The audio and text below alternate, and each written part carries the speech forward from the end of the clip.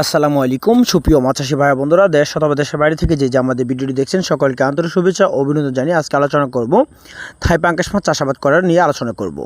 তো অবশ্যই সম্পূর্ণ ভিডিও দেখার অনুরোধ রইল।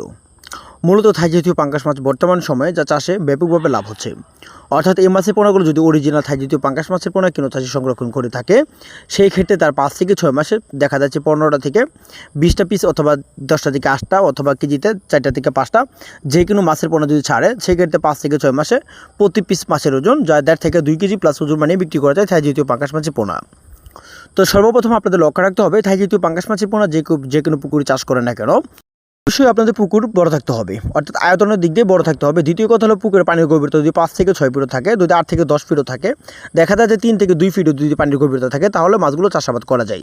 তো মূলত আমাদেরকে অনেক চাষি প্রশ্ন করে থাই জাতীয় পাঙ্গাস মাছের পোনার জন্য যদি পানির গভীরতা যদি তার থেকে বেশি হয়, যেমন 8 থেকে 10 ফিট অথবা 15 ফিট যদি পানির গভীরতা হয়, দেখা যাচ্ছে এক সাইডে পানির গভীরতা বেশি আরেক সাইডে পানির গভীরতা কম, তো এমন পুকুরে কি চাষ করা যাবে নাকি?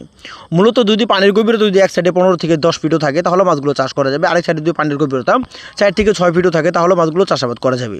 তো এই নিয়ে কিন্তু বয়ের চিন্তা ভাবনা নেই, এই মাছের পোনাগুলো কালচার করতে পারেন। তো থাই জাতীয় পাঙ্গাস মাছের পোনা যা পুকুরে কালচার করতে হলে সেই ক্ষেত্রে প্রতি শতাংশে কালচার করতে পারে দেখা যাচ্ছে 100 থেকে 150 অথবা কেজিতে দেখা যাচ্ছে 180 পিস করে মাছের পোনাগুলো কালচার করতে পারে থাই জাতীয় পাঙ্গাস মাছের পোনা। কোনো চাষি যদি চাই 1.5 কেজি প্লাস ওজন মানে বিক্রি করবে, সেই ক্ষেত্রে 180 পিস। আর যদি কোনো চাষি চাই দেখা যাচ্ছে কেজিতে 2 কেজি প্লাস ওজন মানে বিক্রি করবে, সেই ক্ষেত্রে 100 পিস। তো এরকম থাই জাতীয় পাঙ্গাস মাছের পোনা পুকুরে কালচার করতে হবে নিয়মিতভাবে।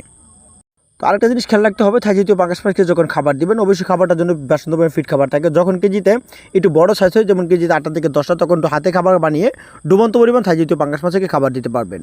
তো আমাদের এখানে যে কোনো সাইজের থাই জাতীয় পাঙ্গাস মাছের পোনা রয়েছে, আপনারা ছেলে কেজিতে 4টা থেকে 5টা অথবা 8টা থেকে 10টা অথবা তার থেকে ছোটো অথবা বড় যে কোনো সাইজের মাছের পোনাগুলো আপনারা আমাদের কাছ থেকে সংরক্ষণ করতে পারেন। তো মাছের সকল ধরনের তথ্য পরামর্শ জানার জন্য স্ক্রিনে থাকেন আমার যোগাযোগ করতে পারেন। ধন্যবাদ।